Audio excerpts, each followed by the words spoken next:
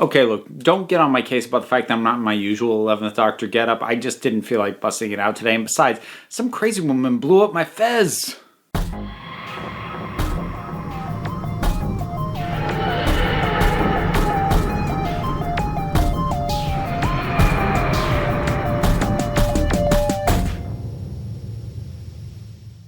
Alright everyone, Series 5 done and dusted for our revisit, and that means it's time to rank these. Now, despite the fact that I did end up doing one of the two-parters, there's two separate reviews, and I don't normally do that, we're going back to business as usual here for the actual ranking, which means that we have 10 to do because I'm counting two-parters as one story. Here we go, ranking Series 5 from the lowest to the highest, starting with number 10, The Vampires of Venice.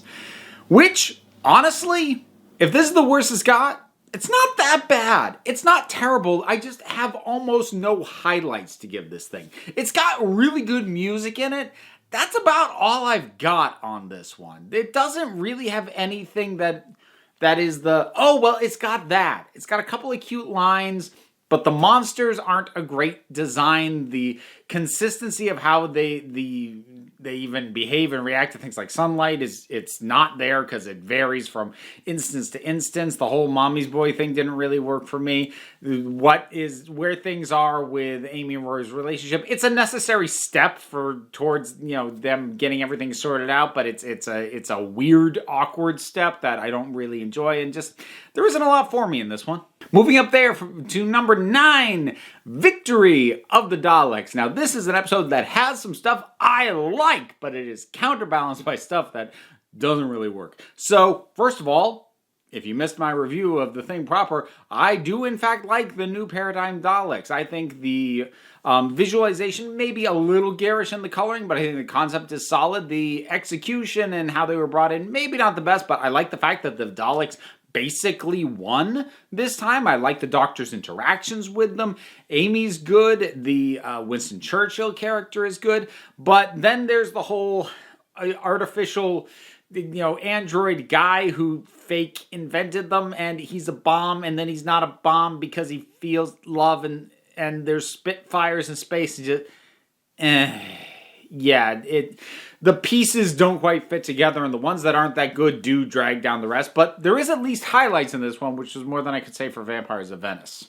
Next up, number 8, The Hungry Earth and Cold Blood. Reintroduction of the Silurians into Doctor Who, and it's solid.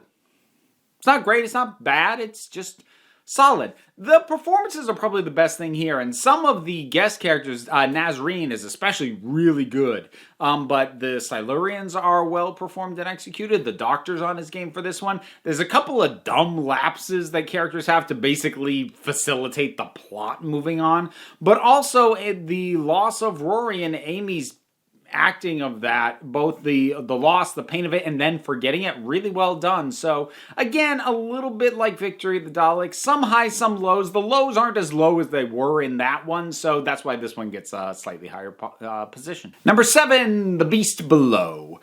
Not really anything wrong with this one, but I do still contend that this came too soon in the season for what it tries to do in terms of really bringing into question whether the Doctor's going to keep Amy around. That has no weight, and him getting so ticked off at her doesn't have weight because they haven't been together long enough.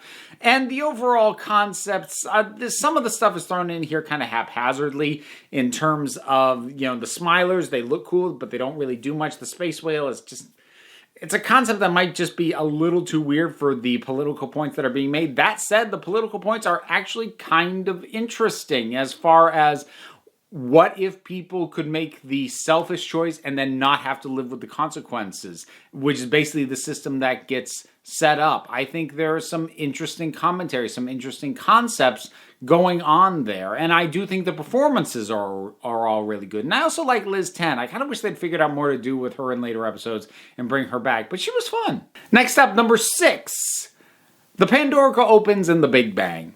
Now, those reviews went up fairly recently. I really like the Pandorica Opens. I really don't like the Big Bang. And between the two of those things, it lands here.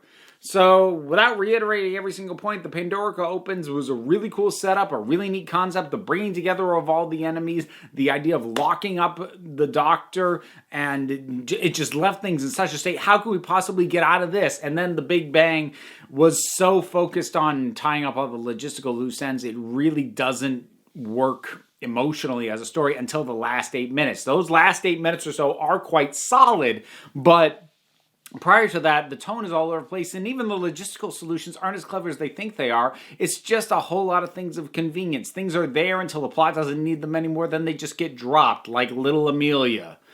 Hey. Oh well. Alright, halfway mark. Number 5, The Lodger.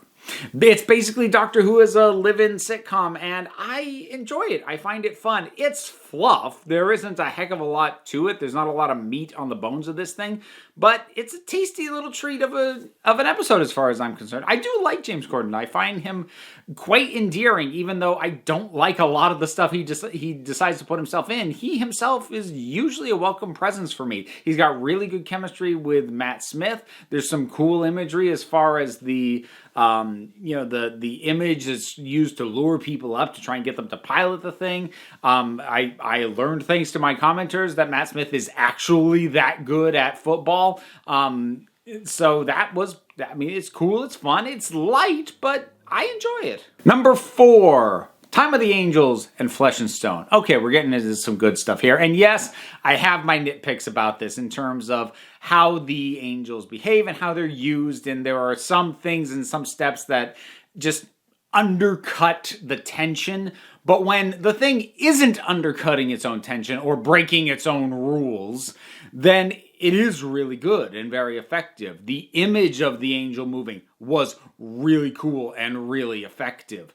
And just the rising tension in some of those scenes was terrific. Good supporting cast on this one too. It's nice to have River back. Father Octavian was great. I do appreciate how it connects back to the Big Bang. If you are paying attention on a rewatch, that's all very cool. It's good stuff, and I do like the things that are good in this quite a bit. And there is definitely more good than bad in this two-parter. Number 3, The 11th Hour. Oh, what a kickoff to this season this thing had. It really kicked into high gear immediately. Matt Smith on top of exactly how he was going to portray the Doctor immediately. And he was great with young Amelia and even better with adult Amy. Matt Smith and Karen Gillan have such great performance chemistry between the two of them. Rory getting introduced was a lot of fun. And just so much of how it just bounces around and it keeps a decent pace. And the Doctor, we're basically having to keep up with his mind scrambling to put together what's going on, but he hasn't quite got everything going yet. It's really good. It's really well paced. It's a perfect introduction to this Doctor. It is, I think, by far the best first episode. Introducing a Doctor, definitely of the modern era, and it just does everything it's trying to so well. Like, there's a couple of tiny nitpick execution things that I would tweak if I had the power to go back and do it, but like, this is solid stuff. Number 2, Amy's Choice. I've always loved this one, but going back and rewatching it with the level of appreciation that I have for Rory and Amy's relationship, I really like this one a lot. And I've always liked it viscerally for the Dream Lord because Toby Jones is so good in this, and he's so much fun.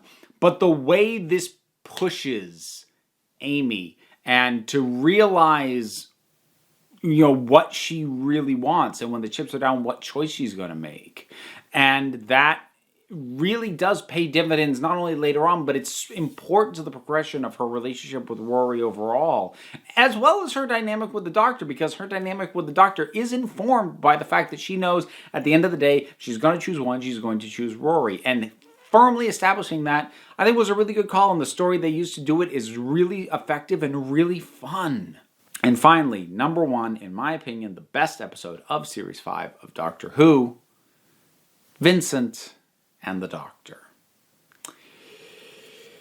I don't know what there is for me to say about this. It is a gorgeously crafted, brilliantly thought out and constructed examination of depression.